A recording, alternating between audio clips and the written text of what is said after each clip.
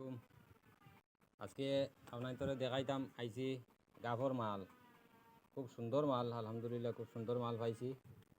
বুঝছো, গাভর মাল আপনারা দেখতে পাইবা। গাছ কাটিলাম গাভর ও মাল বার করিয়া বর্তমানে কাটিয়া কাটিয়া গাছ আবার রয়েছে ও একটা আল, আর মালও খুব সুন্দর দিছে। আপনারা জান যেখান থেকে দেখরা লইবার দিও তাকে কমন করে জানাইবা কেমন দাম কেমনি কিতা উচার পাওয়া। খুব সুন্দর সুন্দর গাভর তললি গাভ হয়ে গেছে 6 বছর, গুড়া গুড়া গাভ।